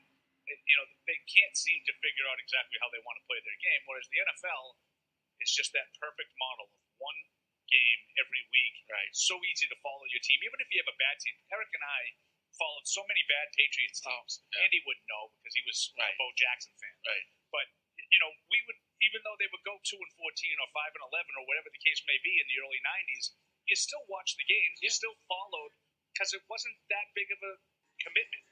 You didn't have to. It's not like you followed. It's only 8 games a year because when they were home, you couldn't watch. Well, yeah. Yeah, But I know you're laughing, Andy. But being serious, those are the weeks I watched. Right. But I still followed the games. I would listen on the radio and pay attention to what was happening if I wasn't at the game. You don't do that for baseball. If you have a bad team in baseball, you're out. You're not going to invest every day for 3 months for a team that's 30 games under 500. Right. But you would do that in football. And you know, those years, Paul, the losses still hurt. Even though we knew 2-14 was coming long before it happened, the losses still hurt. I remember the first year, the Parcells-Bledsoe year in '93, they went 5-11, but they won their last 4 games. Oh, it was tremendous. It's almost like they won the Super Bowl. The loss that year. that made them 1-11 was in Pittsburgh. And they had the ball inside the 1-yard line in the last 30 seconds, and Parcells passed up the game-tying field goal, and they called a play and Drew changed it and went for the quarterback sneak and he got stopped. And I remember watching that game and being so. He had the worst sneaks. He really did. He was terrible. You know what? He almost did it standing up. Well, he would pull the ball back as he was diving over. Yeah. He would do that. He would dive it with his head forward. It's the other way around, Drew. And he didn't get in, and that made him 1-11, literally. And I remember being so depressed that they lost that game. Because they were that close, too. And that was a pattern. That they had really lost a lot of close games, and they finally won the next week, and they won the next 4, and the rest is basically history because they've been relevant every year since. Yeah. What is the opposite of glory days? Because a lot of you guys do that. And I don't just mean you. Like, we get the callers that, I remember Boston, Patriots at Fenway. Like, there's Patriots fans that try to prove their mettle or their loyalty but they wasn't trying to prove a medal. Glamorizing. I remember 1-11 and Drew, you sneak and glamorous. Yeah, why? Well, so that's not glamorized. No, they try to prove themselves. Because I'm not a pink hat. I didn't just jump off. I remember when they sucked. I watched every game when they sucked. I'm the greatest. No, Andy. The point is that you appreciate the wins more when you felt the pain of losing. And it's difficult. That's where we started. That was the emailer's point. Correct. Yes. If you didn't lose these Super Bowls, you wouldn't appreciate the ones you've been winning. And it's going to be difficult, I think, for the generation now, and I wrote about this in last week's PFW, the generation now that has grown up only seeing Patriots winning records, Super Bowls, all like these victories. Kids. It's going to be tough for them if and when it reverts back to when we grew up. Oh, no. But I don't like it when a fan base, in the Red Sox, it wasn't really the Red Sox, I shouldn't say, but like some of the media called the latecomers pink hats. And I'm like, come on. Yes. The bandwagon is big enough for everyone. You want to come on today, tomorrow, that's fine. Agreed. It doesn't make sense that, you're not allowed because you didn't suffer the pains of the olden days. That's ridiculous. I know Andy agrees with you, but that's, to me, not the definition of a pink hat. A pink hat, to me, is I'm going to do it because it's become a trendy thing to do. I don't really care about the team. I don't care, but that's where I'm supposed to be. That's where everybody's going. Okay. Like a Laker fan. Okay. I'm going to be courtside of the Lakers game because that's where I'm going to get seen. That's a pink hat. All right. Pink hat goes to Fenway because, that's cool. You know what my friends did last week? They went to a Red Sox and it was really cool. We should do that someday. They don't care about the Red Sox. But I hear a lot of fans they'll say, you became a fan in 2001. Of course you did. Right. It's like, Andy does that all the time. I never do that. You mock people all the time. Oh, yes, I do that. Week 3 is usually your follow-up. Week 3? Yes. But I mock people for various reasons all the time. I'm mocking you I remember for caring. and I get watched it. back then. I get it. You I wouldn't just know mock. because you don't care about anything but yourself. I care about a lot of things. No, you don't. Does that mean too? No, that was the truth. Right. Cody in Indiana wants to know if the Patriots win the Super Bowl, will Jimmy G get a ring? Will Jimmy G get a ring? Yes, I believe he will. Or he at least gets. He definitely gets the share. The bonus money share. I'm talking about the ring. He'll get a ring. He probably. You think he should? Yeah. Yeah, he should. Really? Half a season? I think he should. Yeah. Even if the other stuff didn't come before it, like career-wise, he was here for half a year. Right. Huh. And he didn't ask to leave. You don't want to give him a ring? I'm not sure. I'm thinking about it. Why? I guess I know for a fact that those kind of things are team decisions. Yes. There's no rule. There's no collective bargaining agreement or anything like that says a player has to get one. So it is a team decision. I'm just wondering how the team would feel about that. That's all. I think the only way I wouldn't give a guy that spent any significant time now, like if there's a guy that spent like 1 week in September on the practice squad, I don't think he needs to get a ring. But if you spend any significant amount of time with the team, unless you left under some sort of Terry Glenn-like circumstance, like malcontent, they had to get rid of you because you caused problems. Well, Jamie Collins. You just took the example right. Do you think he got a ring last year? I don't. Yeah, I would have given him a ring last year. I didn't ask if you would have. Do you think he got a ring? I don't know the answer to the question. I don't either. I don't think he did. Let's play a game. I don't know. Let's play the game. Cassius Marsh. Yes. Should ever. What? I would give him a ring. He played a half a season for I would you. give him He gave you blood, I would sweat, give Jamie tears. Collins a ring, and I wouldn't be surprised if he got it. Martellus Bennett. Good one. Yeah. I would say no. See, I wouldn't want to give him one. I would rather have Jimmy Garoppolo get one, but he's on the team. He finishes the year on the team. But I guess they don't have to, right? If you're on the roster or the injury report, yeah, so not practice squad. Practice squad. I actually read something this week that I don't know I've never read it before, that the practice squad doesn't have to get the the same value ring as the active roster players do. Oh, yeah? You can give them a lesser ring. I think that would be lame, and I can't see Bill Belichick. I wouldn't do that. The way he says 63 is my team, Exactly. not 53. Oh, and the way he pays them Now it's more just than mouth. most of them If you more don't than give me their a ring. Yeah, and the way he praises their help during practices, absolutely, they should get the same value And they ring. probably will. And they are Who was that guy that was on the practice squad that didn't get a ring at all? Jameen Elliott. something like that, yeah. But they're lucky. They have a lot of guys that were on the practice squad either all year or big chunks of the They year. have had a pretty stable consistent practice Yeah, squad. so there have been one or two spots that have been open occasionally, but for the most part, it's been pretty stable. All right, let's go back to the Ace Ticket Hotline. Gerardo from Texas, what's up? The Mexican singer? Rico Suave. Rico. Ane Suave. What's up? What's going on, guys? Long Hey. usually on the podcast only, but today was the day off, so I decided to call in because I had a good question for you guys. Thanks. You watching? No, actually, I'm not. I'll probably watch it tomorrow since I'll be off as well tomorrow. But the question that I had, that we're going 3 or 4 for the second time. If you could pick a player on offense and on defense from the 04 season to put on this team. From the 04 season? Yeah. I would the take last time that we won. Harrison and Dillon, right? Harrison and Dillon? Corey Dillon. Corey Dillon would be a good one. Yeah. Defensively, Seymour? Seymour, Vrabel. Eric says Adam Vinatieri. You don't need. Wow. You don't need I'm only kidding. Wow. No, see, his true feelings just came out right there. I said Eric said it. Oh. No, I didn't say it, and they know he didn't because they can hear Eric.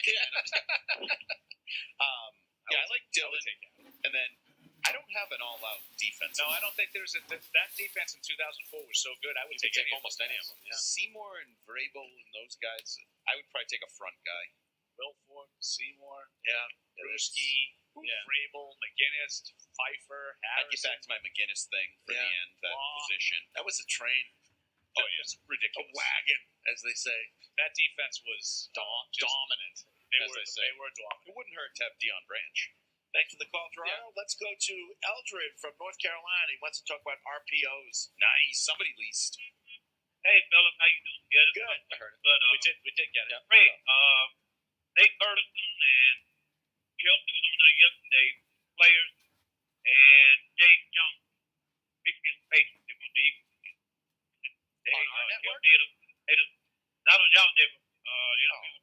No, We're talking I about know this network, Eldred. I know people will pick Yeah, against I know. Patriots. I want them to do it on that desk in front of the Not Done Network logo. Oh, okay, but they ain't gonna do that. Not done. Nope. So No, I'm sure there'll be people who pick the Eagles. my question is, stopping the RPO, how would you do it? And the second question is, you think they'll play David Harris or he just sideline? I don't think David Harris is playing. Thanks, Eldred. What was the first question? Well, it's all RPO related, so we'll just take this segment. Well, it's reading your keys. It's playing solid. It's not guessing. Kyle Van Noy, Patrick Chung, those guys that are going to be read and in the mix to cover and be in the way, whether it be zone or man. It puts some stress on your reads. I think it puts some stress on you mentally to overthink, quite honestly, and try to guess or predict or get one step ahead because I think they're doing this. And he sees that, and it's what we always talk about.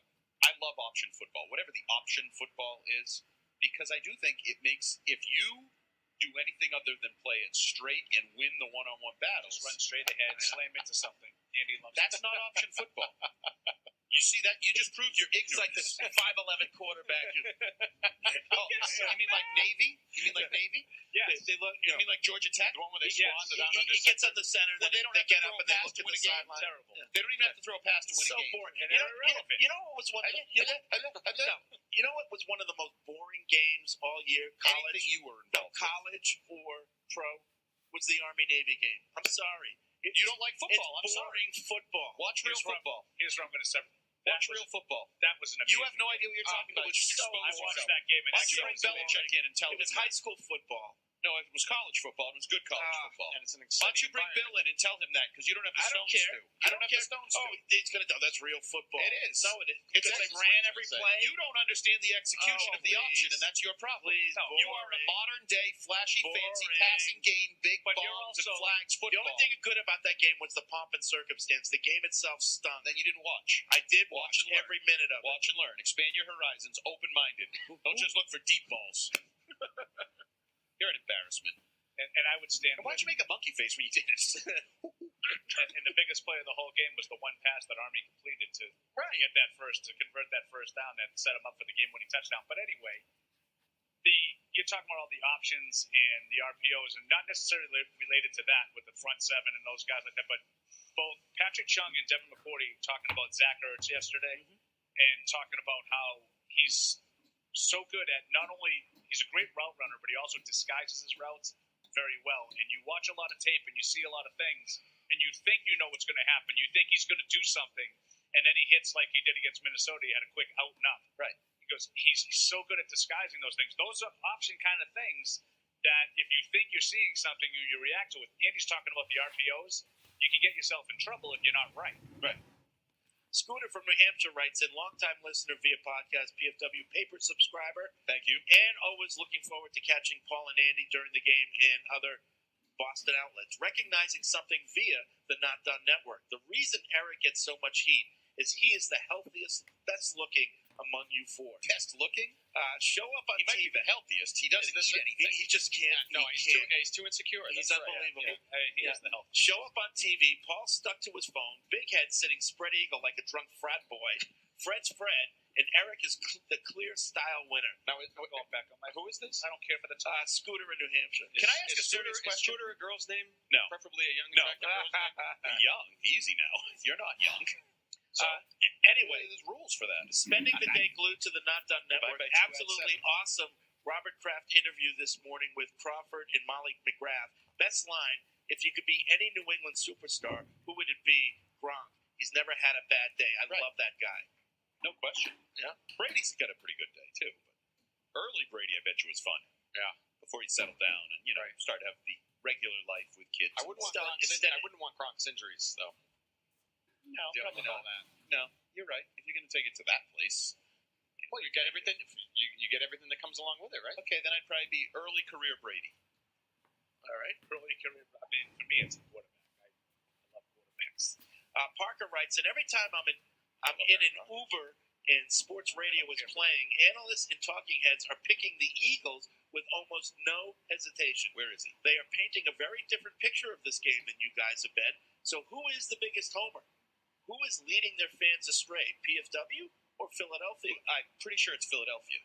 You have a backup quarterback. You have the greatest quarterback of all time. Why do you get so dismissive? Why? I asked you why.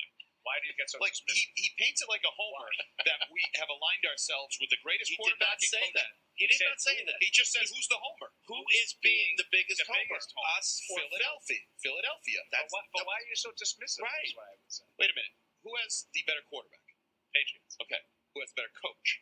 Patriots. Okay, those really matter in football, right? Yeah. Last time I checked. Right. And then I would look and say, defensively, everybody says the Eagles are great and the Patriots aren't as great, except if you look at the points allowed, it's 4-5.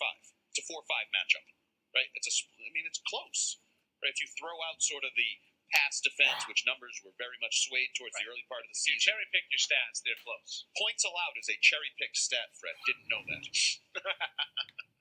I thought points allowed. He does make a good point. No, he doesn't. He's the biggest fraud ever. Why do you buy his nonsense? Because points allowed is important. Killing the defense all season. And then they had one game that they stopped Bilal Powell. I know, and lately they were stopping the run. But he's come around. That's what he's done. He's come around. No, I also said during the He's minute, defending his pick with the Patriots and not being a homer. So he uses it to his advantage. if you go all in like that, this is an Eagles victory, you're being a homer. I think the Eagles have a chance. You think I anyone may that have thinks picked the the Eagles are going to win? If Carson Wentz was their quarterback. I may have said they might be the better all-around team. Schwartzy's a good defensive coach. This offense, blah, blah. But Nick Foles is their quarterback, and I don't respect him to the level where I can Wentz is say... better than Brady? No, I said I think the team is better than the Patriots. You can argue all phases... But the Patriots still have the better quarterback, right? Right. Okay. But the gap would have been closed or... Closer. Oh, wow. Do tell. Close. I think Wentz is very good. Wow, really? Yeah. I think he puts a lot more stress He on the is very defense. good. So Yeah. Brady's only just a little bit better. Because you know what Wentz has? He has the I think RPO, we're seeing his true 20s, colors. and then he has True the ability to just make plays with his legs after the RPO goes awry. If it does, And I agree with you on that. I just don't look at it. I think the Patriots are going to win. We'll do our picks tomorrow. We'll talk about scores and all that stuff. But I don't think that if you pick the Eagles in this game, that it's a homer thing. I don't. Unless really you make it sound like it's really like kind it's of a blowout obvious. or something? Not a blowout, but like they have every 'Cause I don't think the advantage, Patriots are and it's gonna all blow they're going to the dominate Eagles. both sides of the ball and all that. I think there's a lot of matchups that can go either way in this game, and if it turns out that Foles plays well, I think this could be a real battle.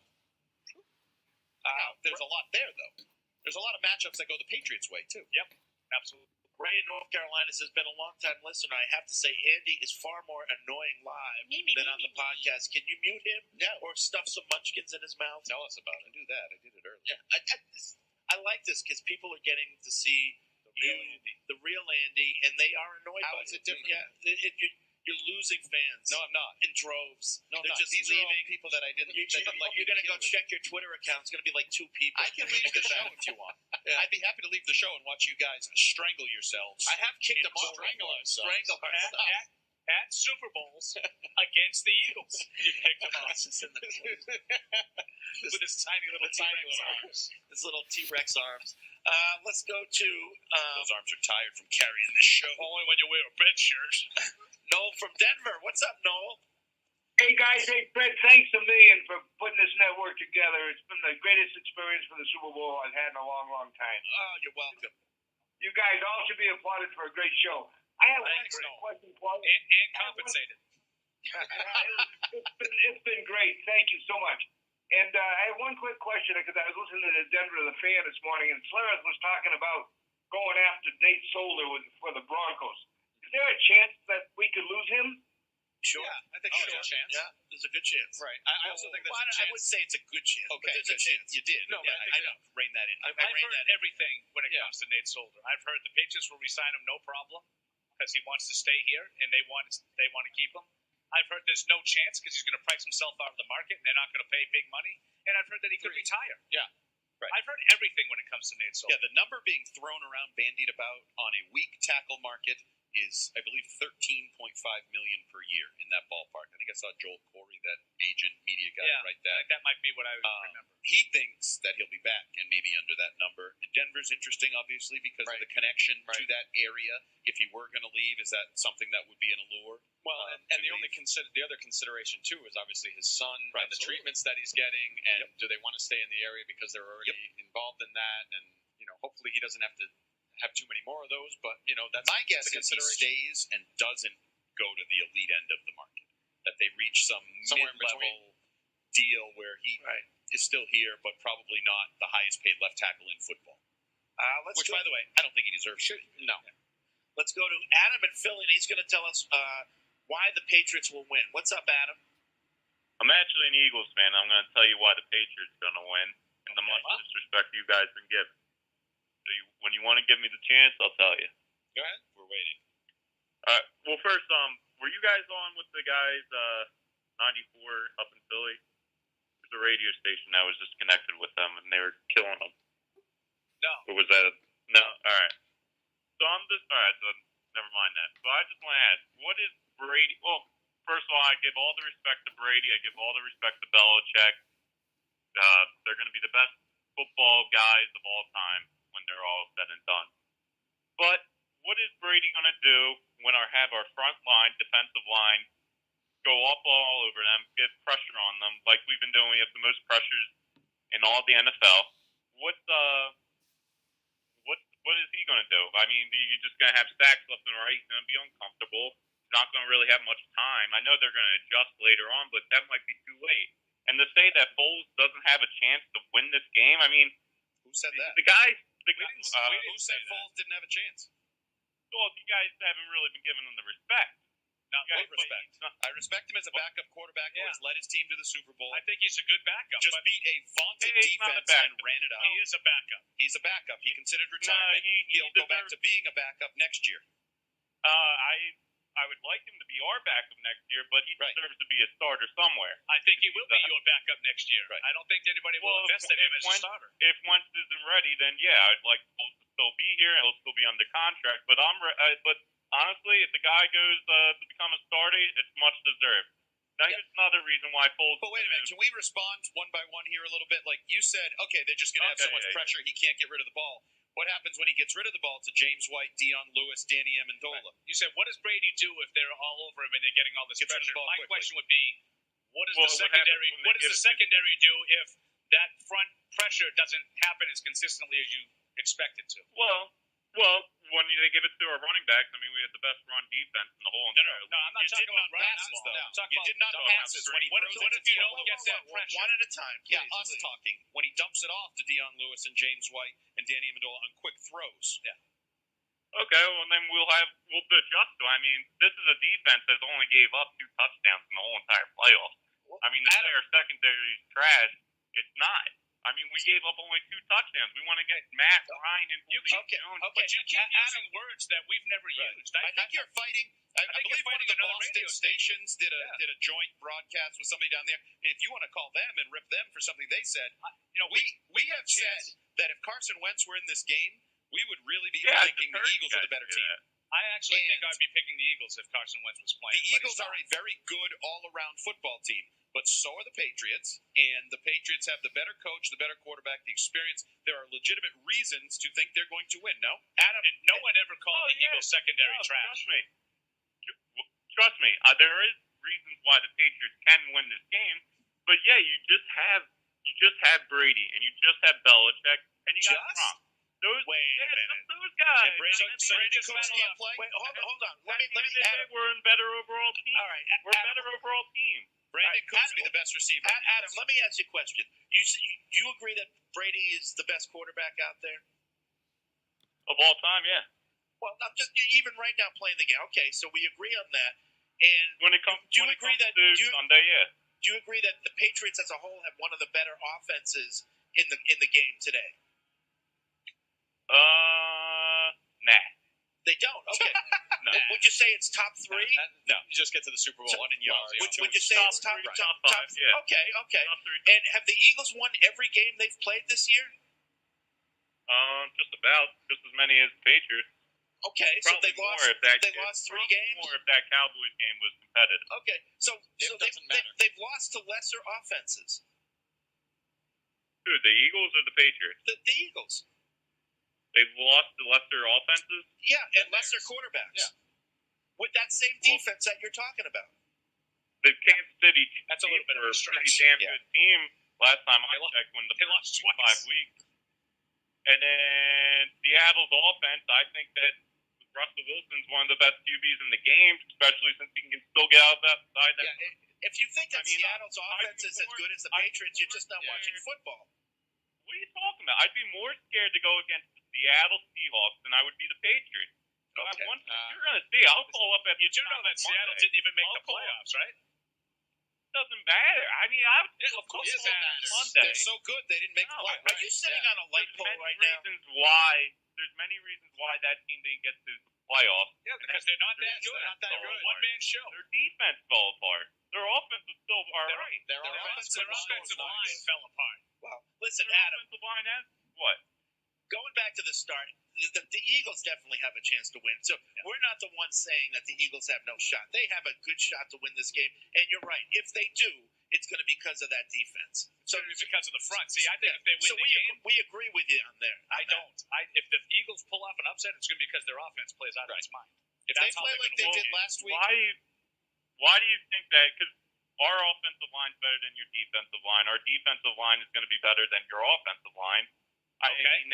And your corners, they're okay. They're not. There's nothing special. You guys give up the most yards. Yeah, you guys turned around with the points per game. Yeah. But it comes Super Bowl Sunday, that's going to be just a stat. I mean, if you win that battle, really good in the red zone too. If you win that battle, you'll have a chance to win the game. If your offense plays as well as you say it will, you'll have a chance to win the game. Yeah, and I don't think anybody here would disagree with that. Right? No, absolutely not. And no one here was calling the secondary for the Eagles trash. Ronald Darby's a guy that played in the AFC East for a couple of years. We're familiar with him. He's a good player. And I think their defense got a lot better when he came back. I think he missed 9 games with that ankle injury. When he came back, they got better. I just don't have the faith in Nick Foles that Adam does. And Adam, that's pretty simple. I'm wondering if Adam was looking at just the numbers and statistically when the Vikings came last week to Philadelphia, and how much better they were defensively in every category. I think that's probably is what he's looking at. If they could put 38 against that team, if you convert 74% of your third down opportunities, if you get turnovers and big plays, you're going to win. Right. Like there's no doubt in my mind. If you have a 50-yard touchdown return, if you have fumble, what were they on third down? Did you say? I believe they were like 74%. Yeah. If they are able to do that again, the Patriots will be in the best serious third down trouble. defense almost ever. So yes, you have all the. You don't need a miracle. You just need to play. You know, Bill always yells at people like you prepare for their best. Yeah. He's preparing for their best. If they play their best and the Patriots do not, you very much have a chance to win this football game. And last week, the Vikings had the, I think, superior defense and maybe the better overall team, and they completely fell apart. The numbers meant nothing. In part because their backup quarterback didn't continue to play at a really high level. Right. If that happens to Nick Foles and their backup quarterback doesn't continue to play at a really high level, then the Eagles could be in trouble. But I do not look at this game as a laughing blowout type. I don't look at it like absolutely not. I'm hoping for it, but it'd be nice. I don't think it's going to be. No. So I mean, listen, Adam wanted to come pick a fight. That's fine. But he was mad. I'm pretty sure. I think I saw the flagship 98.5. I think they may have done a joint broadcast with whatever he's 96.9 The Fan or something down there. Right. And I think they probably went overboard and laughed it off, whatever. And then we were left to defend it. Because I don't. I'm glad he found us, though. I like when we get the other team's fans that call us. I mean, that happens once in a while during the regular course of the season. I like when they call in, and he wasn't, knowledgeless. He had information about his team that he thought they could exploit. Now I think he's overlooking how good Brady is. I mean, I think he just sort of said, "Yeah, he's the best," but he's just a run-of-the-mill guy. That means something. Yeah. He's and like he said, you have Brady and Gronk. I think Cooks again. I think he'd be the best receiver on the Eagles. And Deion Lewis and Danny Amendola. You can make an argument that they have the greatest of all time in 3 different spots. Correct. Like, you can't just laugh that off like that's insignificant. Right. Oh, by the way, the defending champions too. They've done it a few times. I mean, he was playing a role. He was defensive. Yeah, and I liked it. I like those kinds of. But calls. I mean, when you say like the Eagles, the Seahawks, you'd be more fearful of the Seahawks. Well, what's the spread right now? It was 4.5. Listen to me. 4.5 with a backup quarterback. That's a testament to how good the Eagles are. Right. Yeah. Now, some in Vegas, our old friend R.J. Bell, who used to call our show all the time, says he thinks that's low. It should be closer to 7.5. But no, he also says with Wentz, it probably would be even. It'd be plus or minus 1. Pick 'em. It'd be very close with Wentz. Yeah, that's probably fair. You can't just dismiss, that it's only like a 4-point difference. And there's probably a lot of money coming in from Philadelphia, which affects that. Yeah, but wasn't there a huge bet? It was like a $1 million bet on the Eagles. On the Eagles. Really? Yeah. Oh, who took that? Maybe it was Jim Cramer. Who took that bet? The bookie, not us. No. Like which casino, which book took it? Well, most of it isn't done through casinos. I'm sure that one was because everybody knew about it. You see that number today that it's like 4.7 billion is wagered on the Super Bowl. 4.6 is done so illegally, or something like that. So it's like you get. Hence why they want to legalize it. Right, so you can get your 3 or 5 or whatever with Joey the Nose, you're not betting $1 million in Alston, but you're also probably laying closer to 8 points than you are 4.5. Right. Paul would know. But Felger often talks about that. Felger used to have a gambling issue, and he'd call his bookie to make a bet. He'd say, well, in the paper it says it's 7, and the bookie would say, well, then bet with the paper. Here's the number I'm giving you. Right. Let's go to the phones. Al from New Jersey. What's up, Al? Hey, guys. Patriots 38-17, and they score a touchdown in the first quarter, so Fred, you're going to be able to relax a little bit. Oh, I hope so. Score first and score plenty. Yeah, you just had the number 1 defense, Minnesota, number 2 defense, Jags, give up 62 points. So how great are these defenses? And you didn't think that Jacksonville's defense played well? Sure I did, but when we talk about how great defenses are today, I mean, are they really that or are they really that great? Yeah, but you're only comparing them today. I mean, I would make the argument, is the Patriots' offense really that great historically? Well, I don't think they're anywhere near as good as old Patriots offenses in like 07. Right. But we always talk about, well, who have the Patriots played, and we talk about their offense. Well, who has the Jags played or Minnesota played? The Patriots. We say they have a great defense. The Jags played the Patriots and played great defense. Right, but we were poo-pooing them going in. Yes. We earned a lot of respect for them based on the performance we saw. Right. We were talking about, you can put up stats against Jacoby Brissett and the Browns and some of those 28 teams. of their sacks happened in 4 games. You had to against have left Houston that game thinking, that's a pretty good defense. There's a lot of talent on that defense, and maybe the coach screwed it up for him. And that's what I talked about when it's not that hard to think something, see the opposite, and say, wow, I was wrong. Right. I thought going into the Jags defense was overrated. And that's how you make history. You do it in the postseason. The Vikings defense that was really freaking good, forgotten. You know why? Fell apart. Right. In the biggest You spot. allowed some team to convert 70% on third down. In the biggest if you spot, keep they going, fell apart. I mean, then you're part of history. It's like the Eagles. If they keep cruising and they win this game and win the upset, that defense is going to get a lot of love, right? But everyone will forget they were fourth in points allowed. If they lose, like you said, 38-17, it's over. You're gone. Your history and I has think, been set. I think you could get something that's a little high for me, but I think the Patriots are going to get on top in this game early and play the way that we've become accustomed to. And the way the Eagles are not accustomed to. The Eagles don't play that way. What was that absurd number? 56 passes. 56 passes defended. They defended all year while losing. They played from ahead. While trailing. Yep. All right. I went back and I looked at a few of the games that the Eagles played on Game Pass. And two games that stuck out on me. Okay, the Giant game. The Giants lost both games. But in that game, Eli Manning, who can't move, no O-line, no receivers, he was able to throw the first game 366 yards, and the second game he was able to throw for 438 yards. Yeah. And like I said, they really stuck out to me too. And when we talk about it, everyone I keep hear saying that, well, the Eagles are going to keep rotating their front four or rotating the way Belichick is good, they're just going to have a no hurry up offense. I mean, if you go back and if you look at those games against the Giants, and like I said, the Giants lost both games, but Eli Manning had no problem throwing the ball. Right. Yeah, I don't expect Brady. Thanks, Al. I'll be stunned if Brady's under like 250 yards passing. It would stun me. Whether it's the backs, whether it's Cooks, whether it's Gronk, I tend to think it's going to be all of them. I think you can spread them, Paul, vertically and horizontally in this game. Yeah, I think find success. I think more horizontally. But I think the backs are going to make plays. I would be absolutely stunned. I think what did we have the number the other day? 3 backs? The backs would be horizontal. Oh, I thought you said vertically. No, horizontal. Yeah, I'll be stunned if they don't have a big play to Cooks. I think those corners can give up big plays. I don't think it'll be big play, big pay. Hopefully not, because Josh, now you're not doing what I think you should be doing. Just chucking back. But I think they're going to make plays all over. James Pettigrew, the most interesting Patriots fan in the world, writes in. Used to be. It may be semantics, Fred, but is Foles an NFL backup or an NFL starter who lost his job? I think there is a difference. Foles is a starter in this league, I believe, albeit a bad one.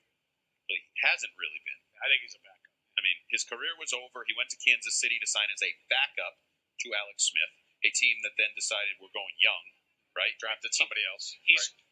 Correct me if I'm wrong. I'm not I'm not a biographer for Nick Foles, but I believe he entered one season as his team's starting quarterback, and that was with the Rams.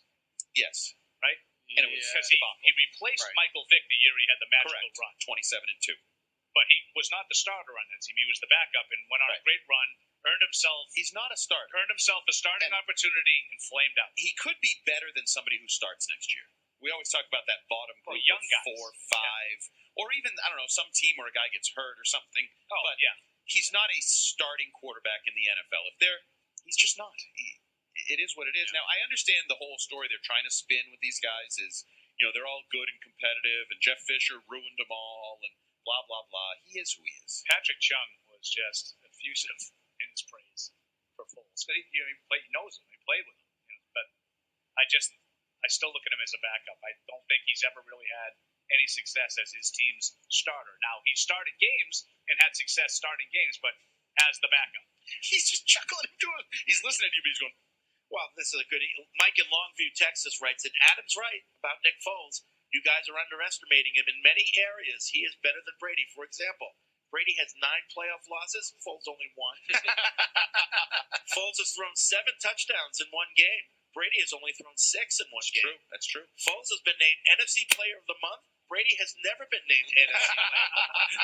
That's the best one, easily. In all seriousness, I think this will be a close game, but I can't imagine a scenario where Foles beats Brady. Well, I can.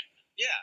I just don't expect to be what Paul said. If the Eagles beat the Patriots, it's going to be because Foles puts up points. Right. If Philly's defensive line dominates the O-line and they... what was his passer rating last week? 141 or something? I mean, if he does that, anytime a quarterback does that, that team has a chance. Now you put it together with they also have a good defense and everything they can do pass rush-wise. Now you have a really good chance. It was like the second Giants loss. The 21-17 game, I think. And it was Eli Manning going 30 for 40. Up and down the field. 75% of his passes, going up and down the field. You can talk about the front four for the Giants all you want. The reason they won that game is the Giants had the ball the whole night. Right. And they were able to just efficiently move the ball and ended up winning. Listen, again, I want it to be a blowout, but hold on your hats. It's not going to be. Hold on to your hats. It's going to be a close game. Are you going to wear your ball cap to the game this year? I might. No. Did I? We won. No, we lost the last time I did that, right? I thought you wore it in Arizona. I might. Did you bring it? I might rep Springfield College lacrosse. Relax, bro. Yeah. You'd like that. Jim in Pittsburgh. If every game was played on paper, the Patriots would not be in the Super Bowl. But it's not. I don't care about their front four and how they're like the Giants because Brady is not the same quarterback he was then. He's better. He put in the work and he got better. Put on your dog mask and go pee on a Crisco-coated lamppost, Adam. Here's a statistic for you. The Patriots have never lost a Super Bowl against the Eagles in a year. They were going for 3 out of 4. Both coordinators were leaving to become head coaches. See, we can be idiots too. I love the email except for the whole paper thing. I think if games are played on paper, the Patriots win all of them. Not never win. Right, yeah. You have Brady and Belichick in every game on paper. Yeah. Let's go to some of the phone calls here as we get close to the end of the Not Done Network. Not Done Network. I mean the PFW Progress. Sorry, halfway Not there. Done Network never ends. Saturday. Not done. Yeah. Hey Al from guys, Venice. What's up, Al? Hey guys, great job with the Not Done Network. Another example why the Patriots organization is number 1 on the field and off the field. Thank you. It's true. The Eagles don't have this. Fred Kirsch, once again. A Absolutely visionary. A lot of people. But it's your idea. But Visionary. Take credit. You're the architect. Don't step back. No, because if things go wrong, I want to be. I know. Plausible deniability. That's why Andy and I are really pushing it. Yeah. Just in case. But I want to talk about the deep-rooted Patriots fan base, and I just want to share the exact moment I became a Patriots fan with you. It was 1980. I was a sophomore in high school, and my history teacher pulls me out of class. I was a featured running back on the football team, and he introduces me to Mosi Tatupu, who was in the classroom, and we had some conversation. He gave me a black and white autographed photo of himself, and that was the moment for me, the defining moment I became a dedicated Patriots fan. Cool. So you were one of Mosey's mooses. Couldn't get Vegas Ferguson, huh? Oh. He got it. I guess he got it. And that was a great thrill for me, and I've been dialed in ever since. But I want to ask a question, and then I'll make a statement, and I'll take the comments off air. A statement? And then we'll wrap up the show. And then that'll be it. Okay, the question to the panel. Does anyone else remember the exact moment they became a Patriot fan? And now my statement, let me simplify.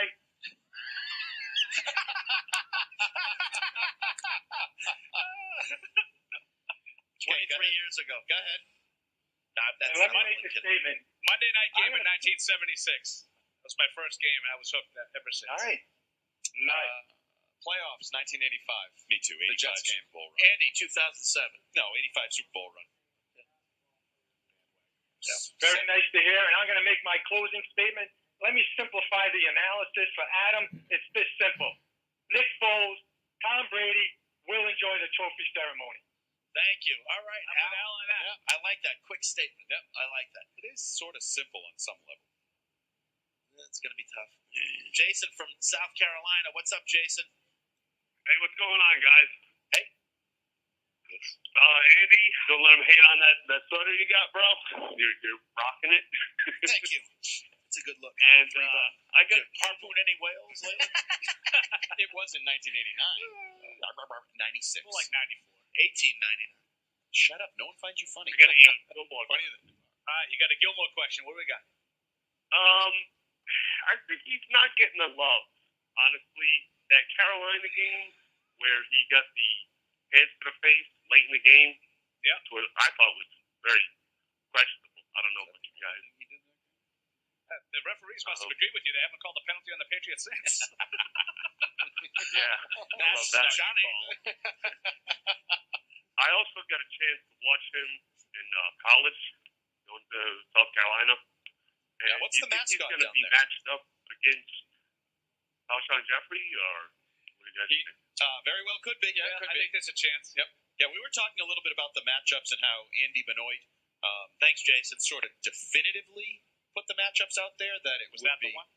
Yeah, he's part of that. Rowe on Aguilar and Malcolm Butler on Torrey Smith, and he wrote it as, there's no doubt I might as well have read the game plan. This is what's happening. I don't know if that's true or not. Maybe he's just, that in tune. I don't think you can say anything definitively when it comes to I don't either. I did talk to Gilmore about Jeffrey yesterday.